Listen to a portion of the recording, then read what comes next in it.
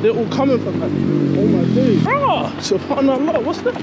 They didn't like I was recording. I've had enough culture shock for the day, man. I think I'm gonna go home. I locked off the whole road for this. É porque o pessoal rouba o celular, eles quebram o vidro e pega. If a girl stares at a guy something like this, you have to kiss or something like this. Yeah, it's kind of... If you look under these bridges, you'll see that. So this is it. My first time leaving the UK to visit South America. My first time in South America. And where better to start than Brazil? I flew with British Airways, an 11-hour flight. We were scheduled to take off at 10:15, but things got delayed. Arrival time, 6 a.m. São Paulo. Honestly speaking, I was exhausted, but also curious to see what this huge, talked about country would feel like. Very expensive, you know? Yes. This is for tourists. Because I'm staying here for long, you know. No, this is 30 days. 30 days and 6 gigabytes is finished. Yeah, I need to like... Yes, yes. How much is SIM card? Sim. SIM card. SIM card. How much? SIM cards like solo? No. No. No. So yes, okay. yes. How much is this one? This is reais. Reals. Yes. How much is this in euros? In euros. In euros. Oh, yeah. Okay. Okay. All right. Thank you. Thank you. Yeah, that shop's expensive because it's in the airport. Oh, first impressions of Brazil. The first thing I noticed was the people, obviously. The people didn't share one skin tone, not even close. You could see people that looked African, people that looked European, people that looked mixed race, but somehow it all works. It kind of reminds me of Mauritania. You know, this natural coexistence of different looks and roots. I ordered an Uber to get me from the airport to my accommodation. And I can't tell you how relieved I was when I found out that my Uber driver spoke English. Because I usually learn about the culture from the people. And how can you communicate to people if you don't speak a language in common? E você fala inglês? Sim. See, okay, cool. Oh, bro. I was worried, man. Nice to meet you too. I swear I had 110 questions for the Uber driver, but subhanAllah, I noticed that these people are incredibly nice and inviting. He answered every single question that I had for him, and he wasn't upset, he wasn't bothered, he was just happy that I wanted to learn about his culture. He also told me Sao Paulo's not necessarily the place to be, and he informed me about some other places that I should definitely visit before I leave the country. Yeah, real to dollar is like 1 to 4? No, 1 to almost 6. 1 to, oh, wow.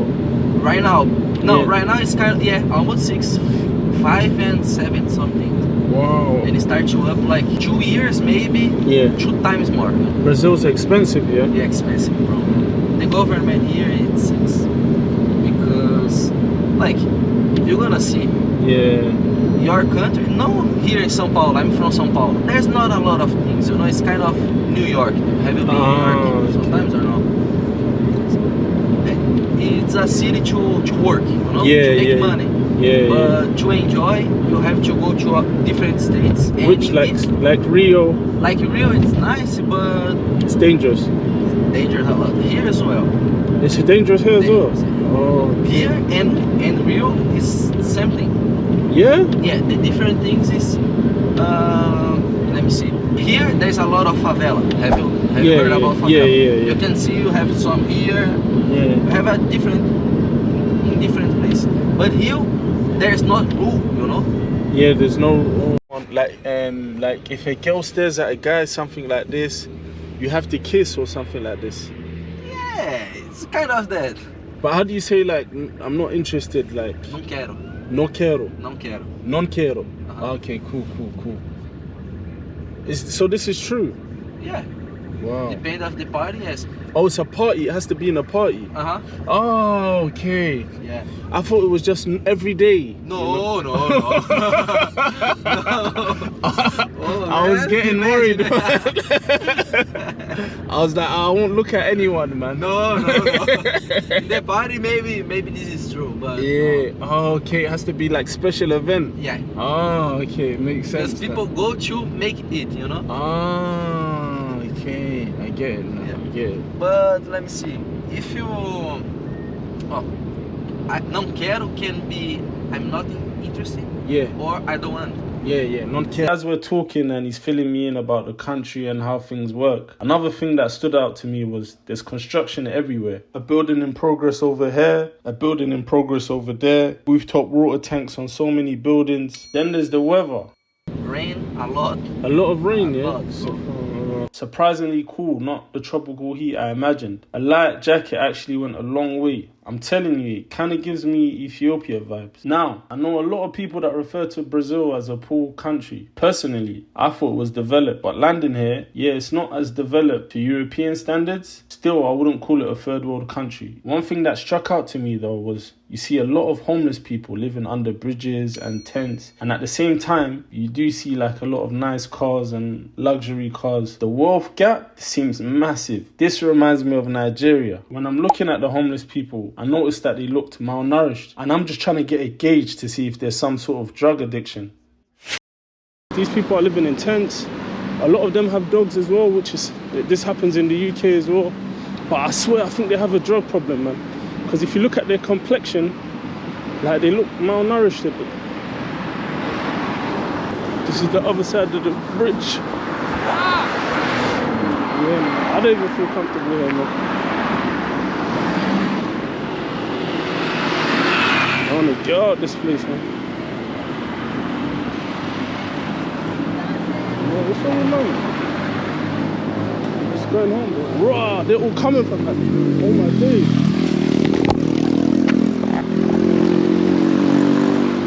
Them even mad. Raw! Subhanallah, what's that? They didn't like I was recording. Okay, let's take a break. Let me give you guys some context and an explanation as to what happened. So I was at Paul Lister Avenue and I wanted to make my way back to the hotel. My initial plan was to get an Uber, but I couldn't get any Ubers to come to my location because of all the protesting that was going on. Essentially, I just thought to myself, you know what, I'll just walk home. I looked on the map, it didn't seem that far anyway. Whilst I was walking, I saw somewhat of a makeshift camp. I would say there are around 30 plus homeless people. One guy saw me recording, he wasn't too happy. He said, "Why are you recording?" I just kind of shrugged my shoulders. One guy became free and they were still asking me, "Why are you recording?" I just kind of shrugged them off. 3 became 4 and then they called for a lot more. At this point, I can see like a crowd of people starting to form. So I just said, whatever, I just carried on making my way. I kind of brushed it off. Whilst I was crossing the road, I turned around and I could see a group of people coming from behind of me. Pause. And then I looked to my right and then I saw some more people coming. They were kind of calling each other to come and kind of form a group, and they were picking things off the floor. I didn't really take it serious at first because they looked malnourished, so I thought, you know, if I just give it a little jog, they'll probably just leave it. But these guys started to become a bit adamant. They were shouting at each other. I didn't really get what was going on, but I just knew that they weren't happy and they had a number of things in their hand. So yeah, I just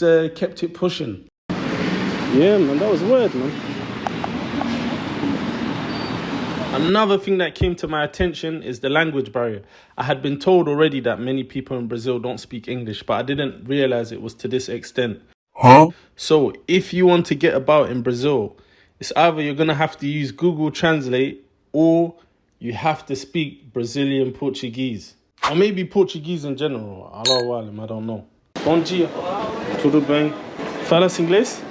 Não, mas se o senhor quiser tentar arriscar no português, fica à vontade. Ok. Adaptar.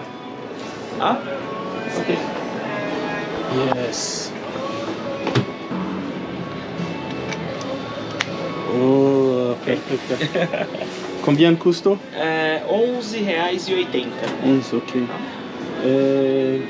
Você tem accepter la carte? O card? Carte debit. Ah, sim. Sí? Sí. Ok, cool. Ok. Tengo 2. Dois? Ah, ok. 22, não?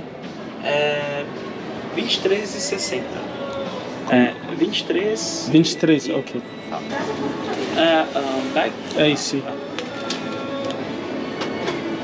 Bag on português, sim? Sacola. Sacola. Isso. Sacola, ok. Please, sacola. Please. Sacola. Lo siento en español, please, inglês. Take a bag. Por favor, me Por dê favor. uma sacola. Me dio uma. Uma Ok. sacola. Uma sacola. No caso, pedindo sacola aqui, difícil alguém negar. O pessoal sempre entrega a sacola se você precisar. Tá bom? Obrigado. De nada. C'est bon dias in the morning. Boa noite. Boa noite. Isso. Boa noite. Agora Boa tarde. Boa tarde. Boa tarde. Agora. Bom dia. Bom dia. Ei. Boa tarde. Boa tarde. E boa noite. Boa noite. Isso. Da- Isso. Oh, okay. Obrigado. Yeah, subhanallah, these guys are cool, man. I finally found my adapter. Imagine, I was getting stressed. I thought I wasn't gonna find it. So I bought it for 11 riyas. I think that's how it's pronounced. But imagine, the guy wanted to sell it to me for 219 at the airport. Fala inglês? No, me fala inglês. Bom dia, fala inglês? More or less. Okay. Which one is this one? This road? I want to get an Uber. Você coloca... Pode colocar rampa. Ramp. Okay, this one. This one is... Or... Ah, é melhor aqui mesmo. Yeah, this one. Yes. Okay, thank you very much. As you can see from the video, Brazilians are incredibly nice. They're very welcoming. They seem to like foreigners and they go out of their way to make sure you feel welcome. But at the same time, I'm not naive and I noticed that they're very apprehensive. You see, I get this feeling a lot when I'm in Africa. People are nice, cool, chill, whatever, but the moment you try something funny, they're ready. It's like they've been anticipating it. I'll give you an example. So, I'm in this Uber and I noticed the driver keeps looking around whilst I'm texting on my phone. So I asked him, I said, why are your tints so dark? Janelas Janela. y caros. Es muy negro. ¿Para qué? And his responses are there's some cases where people might pull up beside the car, smash the car and grab the phone. É porque o pessoal rouba celular, eles quebram o vidro e pega. Okay. Alright, look, let's get into this whole wealth gap situation because it's astonishing, honestly speaking. You see, Brazil has one of the highest levels of income inequality in the world, despite being one of the largest economies in Latin America. The wealth gap is stark. While a small percentage of the population control quite a significant share of the wealth, millions of Brazilians live in poverty, particularly in rural areas and urban favelas. Historical factors such as colonization, slavery, and unequal land distribution have contributed to the divide, along with inadequate access to quality education, healthcare, and employment opportunities. Although social programs such as Bolsa Familia have helped reduce extreme levels of poverty over the years, the gap between rich and poor remains wide, with economic downturns, inflation, and political instability often hitting the most vulnerable the hardest. Honestly speaking, I grew up in the UK, so I'm used to income inequality, but not at this level. Like, it's crazy. In London, you might find a house that's worth millions and, you know, the owner of the house lives there. But across the road is social housing, or not too far away. But yeah, this is just homelessness on another level. People sleeping in tents is the norm, man. Honestly speaking, I thought this was only like a phenomenon on this level in Africa. But yeah, just walking around Brazil and just seeing how things are, it's crazy. People are sleeping here, you can see the way it is. Yeah, man, life is not easy here, man. Life's not easy, man. The poverty is very visible. A lot of people are struggling here. It makes sense. I saw a video of an individual excited that they got like a Portuguese permit, but they were Brazilian, and I was like, why so excited about Portugal? But yeah, no, in comparison to Brazil, you know how it goes, man. Well, not too far from the mosque. It's a lot more mixed, but at the same time, it's a lot more lower economy. I don't know how I would word it. I don't want to say the wrong thing, but it's yeah, different social class, man, by the look of things. Like, I get it now when they said the area I'm staying in is for rich people. Broski did not look happy, man. He needs to smile, man. Like, my man says sleeping on the floor. What's going on over there, man? Beijo. trabalhar porque tem alguém aqui que não trabalha. Yeah, this area is different. Broski was screwing his face up, man. But yeah, this area is different, man. It seems like you've got be a bit more cautious. There seems to be a lot more homelessness and drug problems. Alhamdulillah, man. Brazil's got different sides to it. A lot of the buildings as well, if you look at this building in comparison to the building I showed before, you see that it's different, man. I thought it was coming to snatch my attention. I thought I was gonna have to engage in battle. This is Sparta! I mean, like some sort of Chinatown. No. Astaghfirullah. Japan. So imagine after all of that walking in low-income areas, I've ended up in Liberdade. So Liberdade is the main Japanese neighborhood in São Paulo. It's known for its strong Japanese cultural presence and it's considered the largest Japanese community outside of Japan. While the area is often referred to as Japantown, it also has a significant Chinese and Korean population, giving it a broader Oriental feel.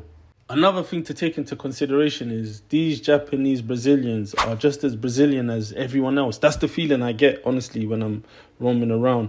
You see, the Japanese migration into Brazil began in 1908 with the arrival of the ship Casato Maru, and many immigrants settled in Sao Paulo. By the 1910s and the 1920s, Japanese immigrants started moving into Liberdade. At the time, it was a working class area, and over time, it became the hub for Japanese businesses, schools, and cultural institutions. You know what's funny? Well, I guess funny to me. I'd sometimes see white Brazilians and subconsciously treat them like they're Europeans, but they're completely different, way more laid back. Maybe there's truth to that idea that people in warmer climates are just generally more happier. Brazilian people are very accepting. Like, there's a number of refugees here from Syria, from Congo, Senegal, Haiti, Ukraine, South America, and they're just welcomed. Like, I didn't really get this kind of inferiority complex or get these guys out of our country, close the borders. Like, that's all I've been seeing in the headlines recently, and that's all I've been hearing on the news about. Bro, Brazilians don't, I swear, I feel like they just don't even care. They're just happy to have anyone. Tourist attractions. Yeah, I think you got a number of tourist attractions here. Avenida Paulista, Sao Paulo Museum of Art, Irapora Park, Municipal Market of Sao Paulo Cathedral, if you're into that sort of thing. I swear it just keeps going on. There's a number of things to do in Sao Paulo. But in regards to me, my favorite, yeah, first let's start with Ibirapora Park. I think, apologies if I butchered the name, that's how I've been pronouncing it. But yeah, no, I love this place, especially because this is where I did my first muscle up. Like, they've got so many activities here. You've got like football pitches, calisthenic areas, tennis, basketball, netball. You've got ponds. You can rent a bike if you want to go around the place. They've even got like an African museum. Like, I just stumbled across here and went into it and I saw a lot of things, honestly speaking. And I thought I knew about the whole Brazil and kind of like West Africa history, but there's a lot of things I didn't know. There's a lot of historical figures that I didn't even know, and there's a lot that's gone on that I wasn't even aware of. But yeah, no, I was able to learn a lot more about these things at the African Museum. You also got Paulista Avenue. Paulista Avenue is kind of like Oxford Street or central London of Sao Paulo, I guess. Like, loads of restaurants, loads of shops. Unfortunately, there wasn't many halal spots. I only found one place that served shawarma. But something really confusing about Brazil is many of the Middle Eastern shops have Arabic names, but they're not necessarily halal. So you got a restaurant called Habib's. Habib's is not halal from my research. Then I found a buffet. I believe it was called Sabah. That was also not halal. Like, it's really difficult to find halal food. To be honest, I just ended up becoming pescatarian. But yeah, Paulista Avenue's just, you know, it's got a lot going on. It's got that downtown vibe, loads of restaurants. The Uber driver compared it to Times Square. He said it's our version of Times Square. But yeah, it's definitely a vibe. When I was there, they were protesting. I heard the Uber driver say something about manifestation or something like that. So I looked to the side and I just saw like a bunch of people just smoking and, you know, just calling for the legalization of weed. I don't speak Portuguese. I can't really read or write Portuguese, but a lot of these Latin languages are very similar. So guerra, I'm assuming is war. E genocida. And genocide. Legalizar choa e vida. So genocide and bro, do you speak English by any chance? Yeah, a little bit. So does this say genocide and war is legal and alive? Yeah, Yeah, war okay. is genocide and legalized is life. Legalization is life. Ah, okay, cool. And it's like winter and faces. Okay, so this There. this is just for weed, like it's to legalize weed, basically. Yeah, they probably speak about war Yeah, too, because one thing leads to another, but it's mainly for weed. the weed Oh, okay. legalization. Ah, okay, cool. And then police will make all this car stuff stops, and they will start very soon. So people can't drive here because Yeah, of this they won't be driving anymore. Ah, okay. Then the police, I don't know if they will take both places. Yeah. But this is just a stop, and just like around 6 or 7 at night, the cars will be able to return. Ah, so So they it's had all to. specific. Do you have to get a permit for this to do this, or they Get just what? came? Like, do you have to get authorization? I don't think it's. I don't know actually if we have a right from the government to do that. Yeah. Or we just do it, Yeah. and the states just try to keep us cool, Ah, keep down. So yeah. they don't say no, but Yeah. they're not saying yes. Yeah. So do your stuff, keep cool, Ah, okay, cool. and free weed.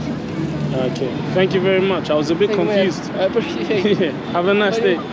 you will get used to it. Yeah. Yeah, I can smell the hashish stuff, Allah. This hashish is strong, man. I don't think I'm gonna be able to stay here for too long, man. I might get high off second-hand contact.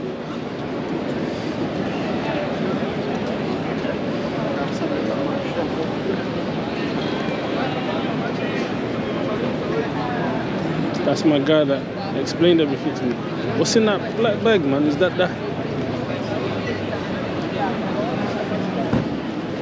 Okay, these guys are smoking live up. I don't think I'm gonna go in here. I already can't breathe properly, man.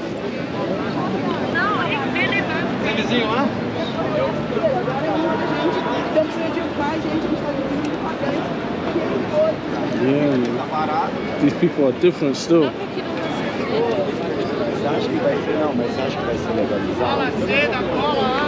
Well, yeah, Paulista Avenue, there's also a lot of homeless people sleeping on the streets. When I was there was a lot of police presence. It seems quite safe, to be honest. It seems safe, but there's a lot of like homelessness and whatnot. And then on the outskirts of Paulista Avenue, it's crazy, man. There's a lot of homelessness, a lot of people just sleeping in tents, sleeping in parks and whatnot. So, yeah, it can be like very contradicting at times. I swear there's like a rigid dichotomy between the way the people live and, you know, the wealth gap in general is nuts. Batman Alley was not really my thing. Like, I went there, I saw the place. I didn't really find anything special about it. There's a lot of graffiti. The graffiti looked kind of cool, but people were just drinking and, you know, whatnot. I don't drink. It's not really my vibe. I don't really like being in a place where people are getting drunk.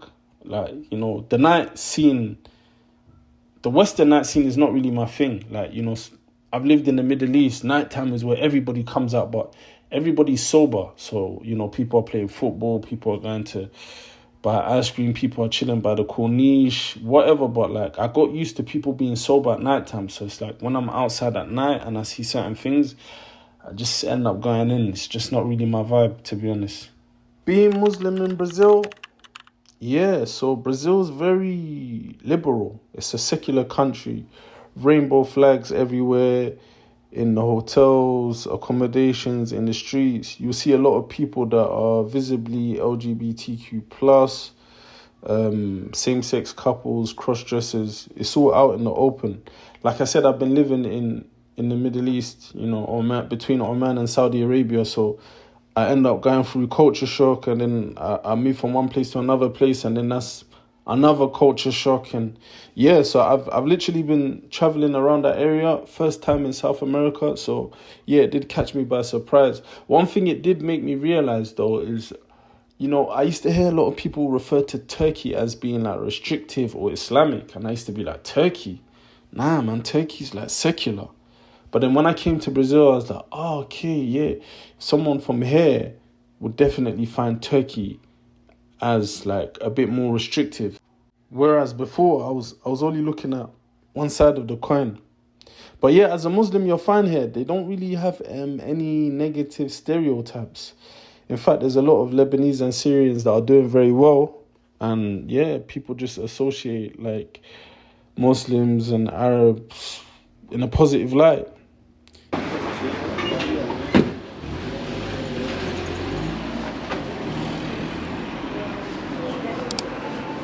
Cueta, Brazil, which is the first mosque in Brazil, the oldest mosque, one of the oldest in South America.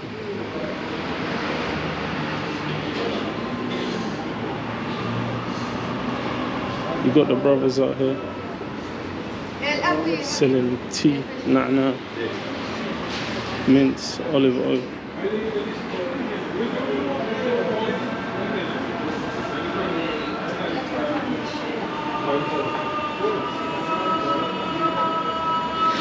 Assalamu alaikum.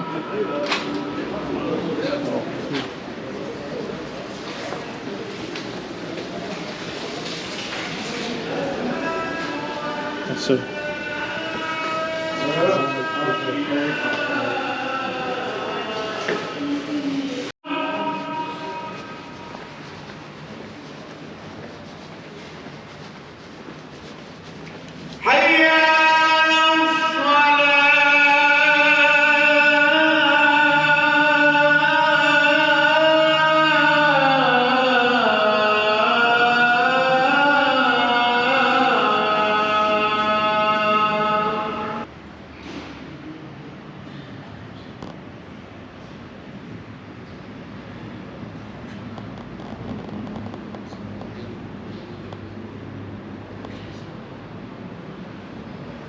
Forma que vocês lembrem de seus pais ou ainda mais, ela diz também, entre as pessoas que lhe dizem, que falem ou não.